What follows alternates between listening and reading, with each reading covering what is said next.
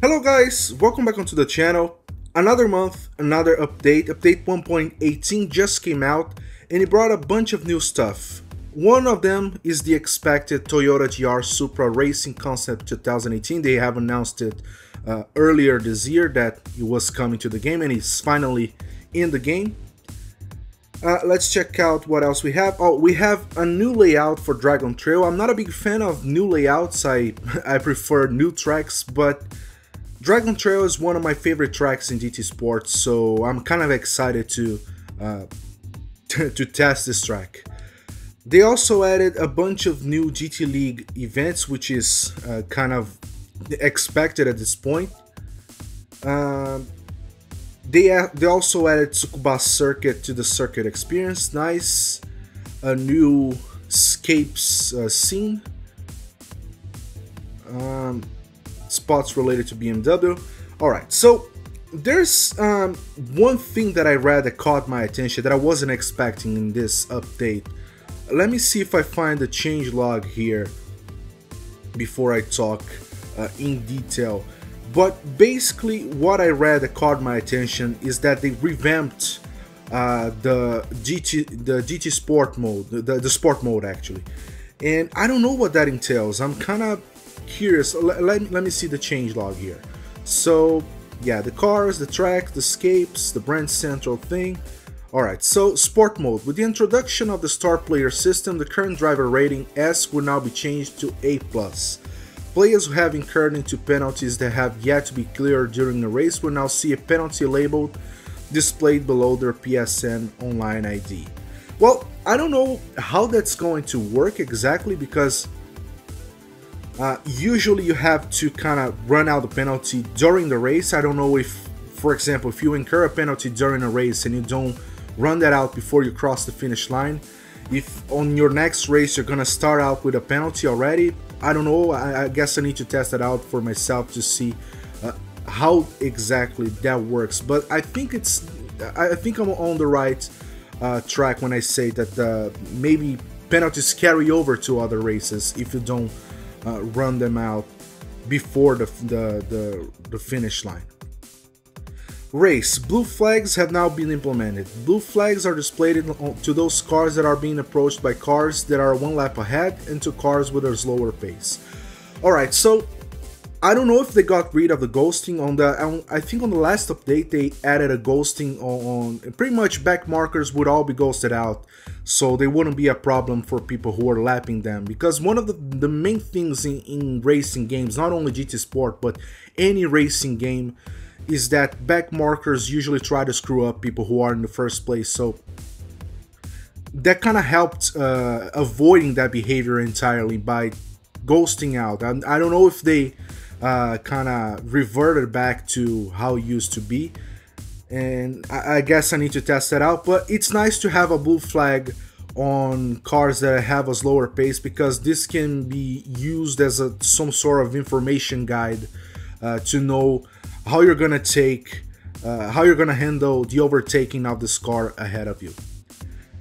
Controller, the centering operation of Fanatic CSL Elite Racing Wheel has been weakened when operating the menus. So okay, so this is nice for people who have the Fanatic. I don't, but it's nice nonetheless. Yeah, so this pretty much sums up I think the biggest part of this update, the sport mode change. I'm gonna play sport mode to see for myself how this works now. But meantime, let's check out how much the Toyota costs. If I'm not mistaken, the Audi e-tron, the concept that they released on the last update, I think both of them go for I think 1 million credits, so I would assume it might be in the same ballpark. No, actually it's much cheaper. So it goes for 450,000 credits, which is nice. So I'm gonna buy this car. Okay, so I want to try the new track. I'm gonna head to arcade mode and drive the new layout. Alright, so there is this gardens layout. There are kind of actually three long straights. One is kind of slightly bent. Alright, so let's take this car out for a spin in this new layout. I usually do this in separate videos, but since this update doesn't have a whole lot to it when it comes to new content, there's not a whole lot of cars to check the pricing. There's not a lot of new tracks, new layouts, so gonna do it all in one video. Holy crap, I kind of forgot to check in which category this car falls under, but I would assume it's maybe group 3 or 4. I don't think this is gonna be a group 2 car, because I think group 2 is dedicated to Super GT cars, which, by the way, I'm really excited to get more cars in that category. This is that new category that they added is probably my favorite in the game so far. Bear with me, my driving is gonna be worse than usual because I don't know the braking points. This is the very first time that I'm actually driving this car in this track configuration. Holy shit, this car is really sensitive when it comes to throttle. But I'm gonna keep the traction control off. I'm running all of the assists off except for ABS. I cannot play Gran Turismo, any Gran Turismo game, without ABS on. And I'm driving manual as well. Yeah, you really need to be careful on the throttle in this car.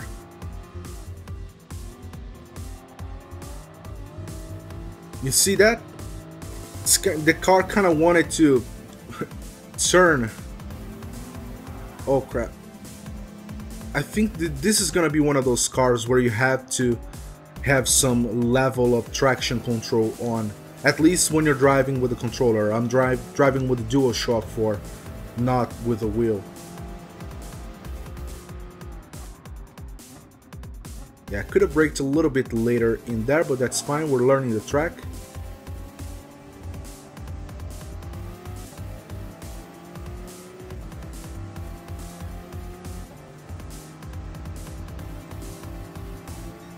I don't know why, but I'm under the impression that this track is probably gonna feel better in the reverse layout.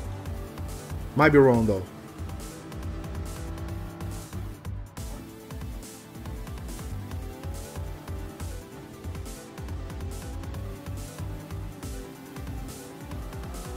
Oh crap.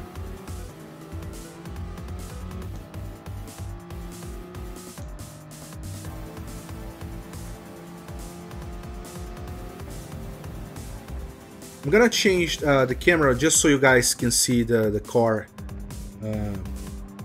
in other camera angles. I don't know if this car has an interior.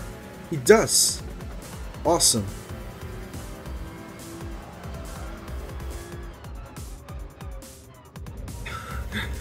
Oh man, I'm really scared to ram this AI car and just spinning out. This car is really sensitive. I would assume that this car might be a problem to drive online, because if people so much as touch your car is gonna get unsettled. And you're gonna have a hard time getting your face straight again. Getting your facing straight again. Oh crap.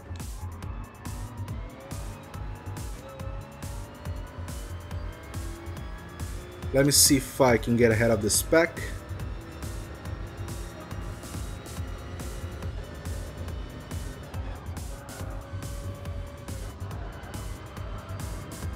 I think I could have gone a lot faster around this corner.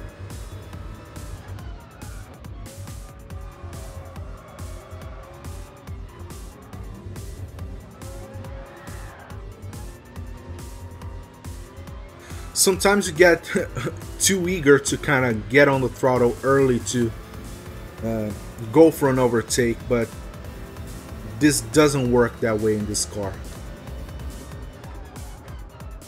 Braked a little bit later here, and I think it worked out a little bit better than on the previous lap.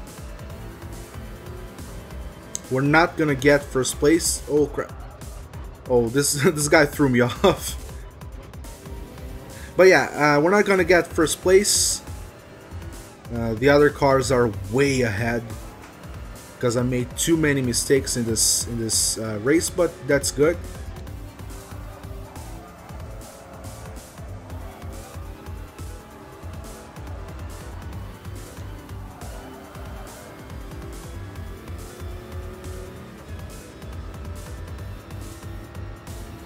Yeah, one of the things that Gran Turismo does really well is the interiors.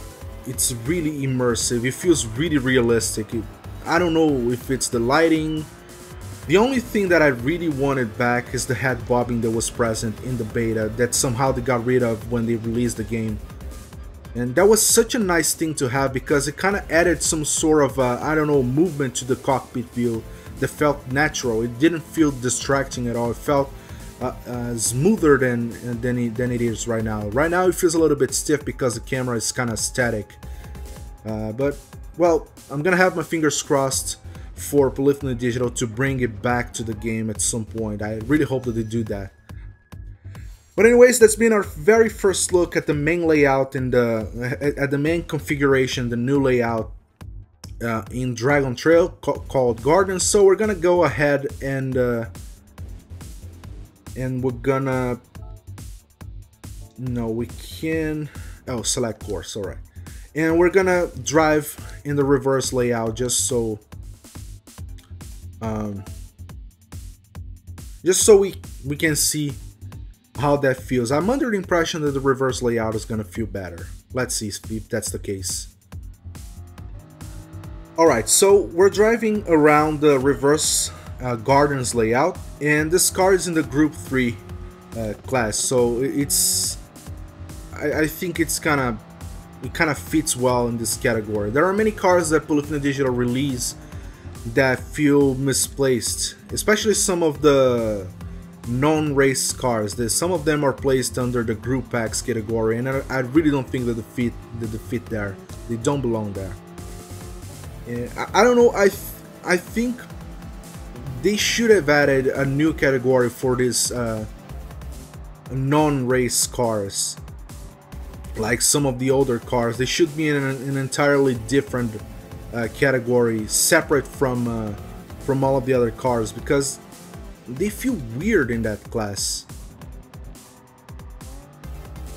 Oh yeah, I can tell right off the bat that this reverse layout feels a lot better. I don't know, it feels more natural, it flows a little bit better than the main one.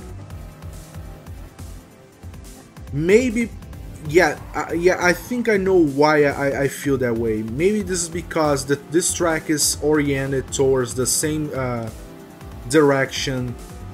It's directed towards the same corners that we have in the main track that's been present in the game since it came out.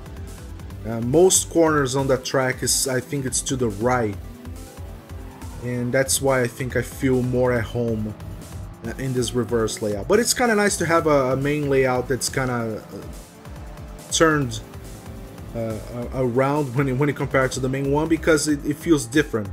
Kind of throws you off a little bit, and you need to adapt yourself to the driving style of that particular layout. Oh crap, holy shit. I couldn't see the board. Oh crap. Yeah, I'm driving very poorly, and I can already see a bunch of people calling me names in the comments. Like, you suck, learn to drive.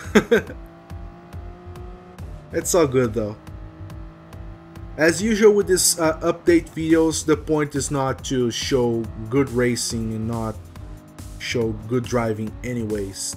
This I leave for the online racing videos that I upload to the channel.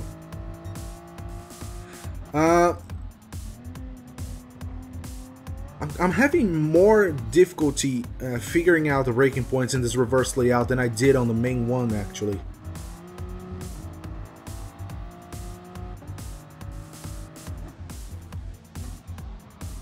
Yeah, I could have braked a little bit earlier. Went a little bit... Oh crap, again.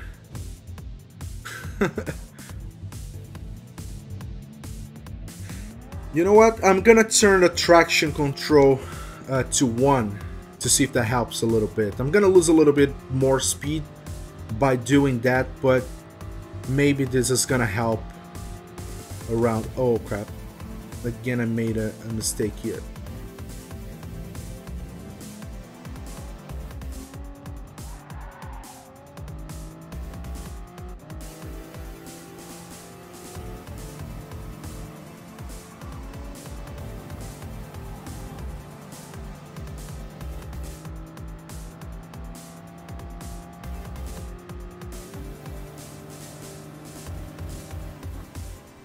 Braked way too early. Yeah, it feels a lot nicer with traction control set to 1. You can tell that you're running a little bit slower, but I'm guessing that if you manage to master the throttle control in this car, this can be a really good choice in sport mode.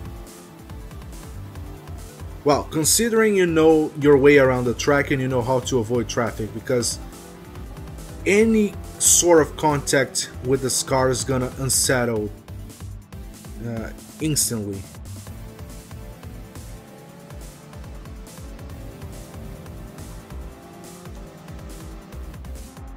I don't know, with traction control set to 1, it feels like this car is kind of driving the way it's supposed to. It doesn't feel like you're battling with the car as much as you do with it off. And just as I said that, I do this. Oh my god. But yeah, it feels a lot nicer with traction control set to 1. That's definitely the case here. Maybe with the wheel you're able to be a little bit smoother on the throttle in this car. Well, that's the case for most cars actually. You're able to be, you're gonna be smoother on a wheel than on a controller, but I'm not sure if you're gonna be faster on a wheel though.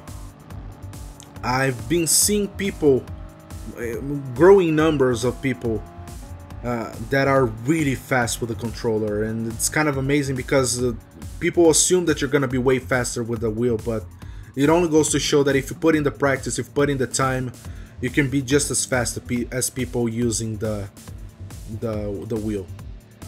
But anyways guys, that's been our very first look at update 1.18. We took the Toyota Supra, the new concept car that they added in this update, out for a spin in both new layouts around Dragon Trail. So this is a really nice layout. I really hope we can get to race around these layouts in sports mode. And on the next video we're going to be checking out what kind of changes they brought over to sport mode. I'm kind of curious. That's, I think, the main point of this update. It's not the content itself, as it usually is the case. But anyways guys, I hope you enjoyed the video. If you did like the video, hit the like button, subscribe to the channel for more GT Sport content, share the video with your friends and on your social media. It helps me out a lot and I really appreciate the help. And I hope to see you guys in the next one. Bye.